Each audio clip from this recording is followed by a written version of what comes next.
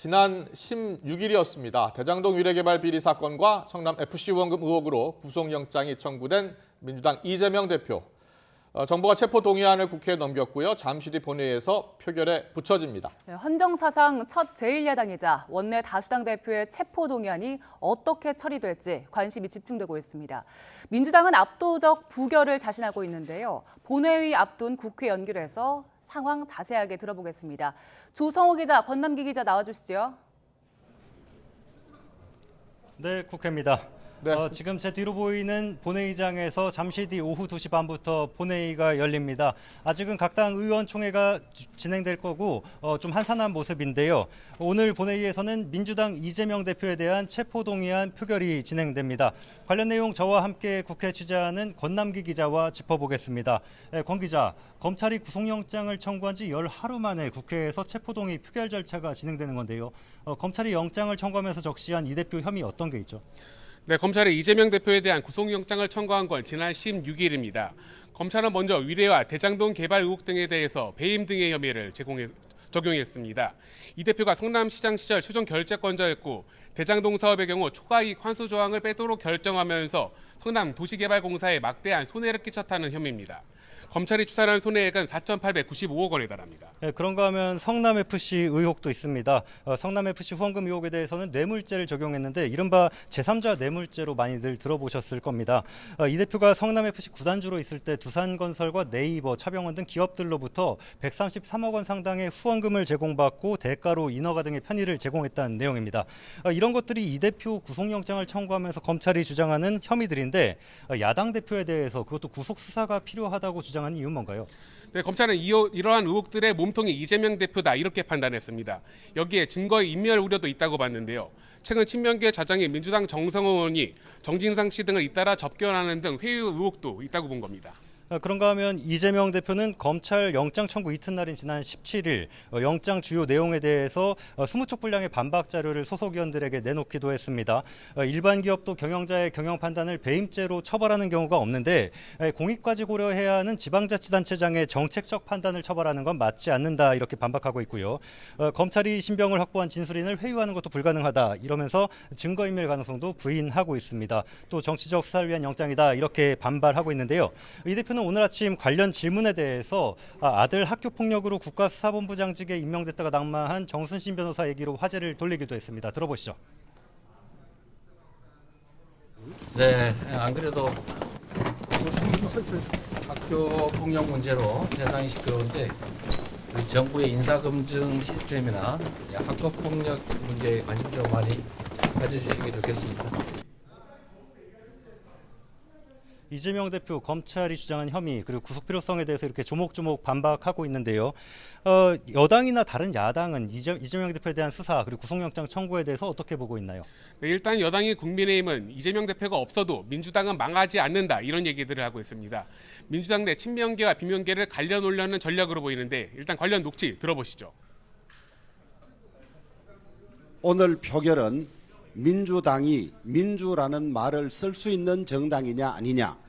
네, 정의당도 비리 혐의 특권을 포기하고 불체포 특권을 포기하겠다는 자신들의 공약을 지키느냐 마느냐. 또 의원 한 사람 한 사람이 헌법기관으로서의 양식을 가지고 있느냐 아니냐. 민심과 싸우는 정당이냐 민심을 받드는 정당이냐를 스스로 결정하는 날입니다. 네, 정의당도 비리 혐의에 대한 체포동의안 표결에 찬성해온 만큼 이번에도 찬성할 가능성이 큽니다. 어쨌든 검찰이 구속영장을 청구하면서 국회 체포동의안 표결 절차까지 온 겁니다. 지금까지 진행된 절차도 한번 정리를 해보시죠. 네, 국회의원은 현행 범위 아니라면 회기 중 국회의 동의 없이 체포나 구금할 수 없다는 이른바 불체포 특권이 있습니다. 이재명 대표 체포동의안은 대통령 재가 등을 거쳐 지난 21일 국회에 접수됐습니다. 국회법에 따라 체포동의안 제출 이후 처음 열리는 본회의에 이를 보고하고 보고 이후 24시간 이내 72시간 이내에 표결합니다. 오늘 본회의에서는 한동훈 법무부 장관이 이 대표 혐의와 구속 필요성 등을 담은 제안 설명을 할 예정인데요. 또 뒤이어 이재명 대표가 단상에 올라 동료 의원들에게 부결을 호소한 뒤에 투표가 시작될 예정입니다.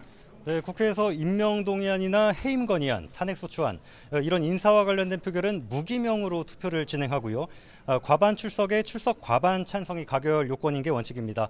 체포동의안 역시 마찬가지인데 일단은 민주당은 자율투표에 맡긴다는 방침을 정했지만 169석 넉넉한 과반을 차지하고 있기 때문에 부결 가능성이 크다는 전망이 우세한데요.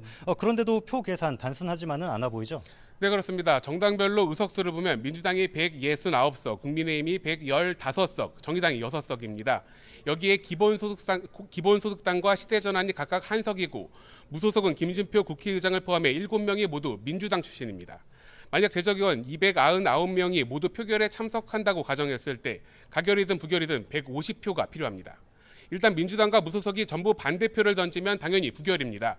115석 국민의힘과 6석 정의당이 모두 찬성할 경우 민주당 등에서 28표 이상 이탈표가 나오면 가결됩니다. 결국 민주당 내에서 이탈표가 얼마나 나오냐가 관심일 수밖에 없어 보입니다. 그런가 하면 비이재명계인 서른 의원의 경우 부결되면 이후 특정 시점에 이재명 대표가 거취를 표명해야 한다고 요구했다 이런 전언도 나왔는데요. 이재명 대표는 반면에 기소되더라도 대표직을 내려놓지 않겠다는 뜻을 내비치기도 했습니다. 관련 발언 들어보시죠. 경기지사일 때 4가지 혐의로 기소돼서 전부 무죄를 받은 일이 있는데 약 2년 동안 그 재판에 시달렸습니다만